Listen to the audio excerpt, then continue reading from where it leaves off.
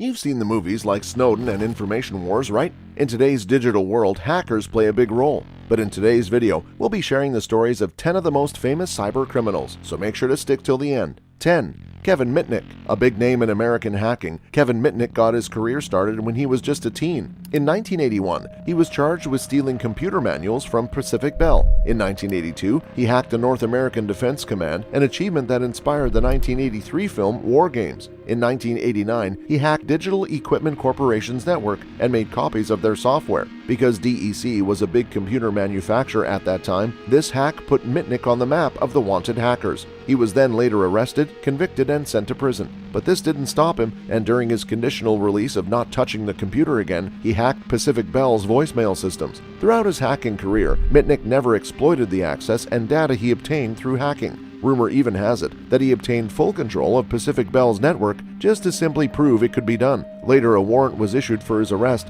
for the Pacific Bell incident, but Mitnick fled and lived in hiding for more than 2 years. When caught, he served time in prison for multiple counts of wire fraud and computer fraud. Although Mitnick at the end went white hat, he still is part of the both hats gray area. 9. Adrian Lamo. In 2001, only 20-year-old Adrian Lamo used an unprotected content management tool at Yahoo to modify a Reuters article and add a fake quote attributed to former Attorney General John Ashcroft. Lamo even often hacked systems and then notified both the press and his victims about the hack. In some cases, he'd help clean up the mess to improve their security. But Lamo took things too far in 2002 when he hacked the New York Times intranet, added himself to the list of expert sources, and began conducting research on high-profile public figures. Lamo earned the famous name, the Homeless Hacker, because he preferred to wander the streets with little more than a backpack and almost never had a fixed address. 8. Albert Gonzalez.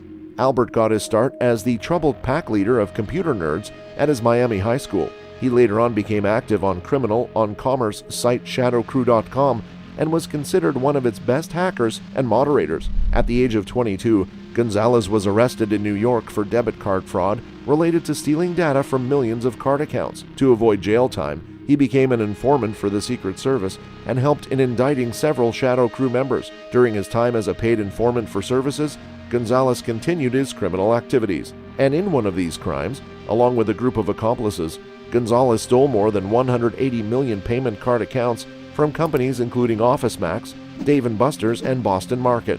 Media houses even reported that Gonzalez's 2005 attack on U.S. retailer TJX was the first serial data breach of credit information. Using a simple SQL injection, this infamous hacker and his team created backdoors in several corporate networks, stealing an estimated $256 million from TJX alone. 7. Matthew Bevan and Richard Price. Matthew Bevan and Richard Price are a team of 2 British hackers who hacked into various military networks in 1996, including Griffiths Air Force Base, the Defense Information System Agency, and the Korean Atomic Research Institute. Bevan, famously known as Kuji, and Price, aka Data Stream Cowboy, have been accused of almost starting a third world war after they dumped Kari research onto American military systems. Bevan later stated that he was looking to prove a UFO conspiracy theory, and according to reports, his case bears resemblance to that of Gary McKinnon. Whether malicious intent or not, Bevan and Price demonstrated that even military networks are vulnerable to hackers, which was a big deal at that time. 6. Jeanson, James, and Chetta. James and Chetta at first had no interest in hacking systems for credit card data or crashing networks to deliver social justice. Instead, Anchetta was curious about the use of bots. And in this curiosity, using a series of large-scale botnets, he was able to compromise more than 400,000 computers in 2005. According to reports, he then rented these machines out to advertising companies and was also paid to directly install bots or adware on specific systems. Anchetta was later sentenced to 57 months in prison for this crime. This was the first time a hacker was sent to jail for the use of botnet technology.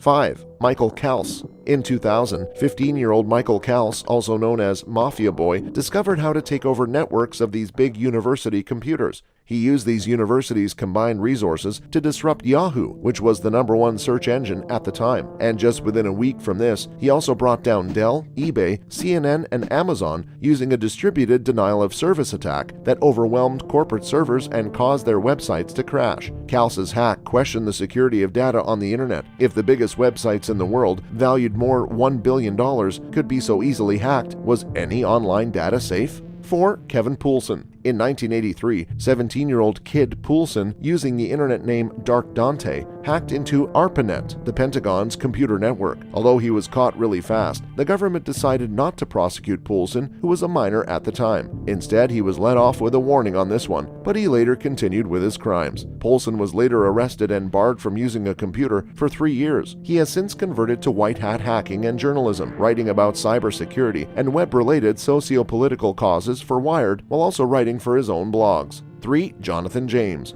Using the online alias of Comrade, Jonathan James hacked various companies. According to the New York Times, what really earned James' attention was his hack into the computers of the United States Department of Defense. Even more impressive was the fact that James was only 15 at the time of this crime. But later in 2008, James committed suicide by gunshot. According to the reports in various news houses, his suicide note stated, "I have no faith in the justice system. Perhaps my actions today and this letter will send a stronger message to the public. Either way, I have lost control over the situation, and this is my only way to regain control," which really puts out the question for people whether the justice system is really biased and bent for the system. 2. Astra. Astra is different from the other hackers that we have discussed till now, as he has never been publicly identified. However, according to the news reports, some information has been released about Astra, popularly that he was apprehended by authorities in 2008, and at that time he was identified as a 58-year-old Greek mathematician. Seems like a story to us and might not even be true. Reportedly, he had been hacking into the Dassault Group for almost half a decade.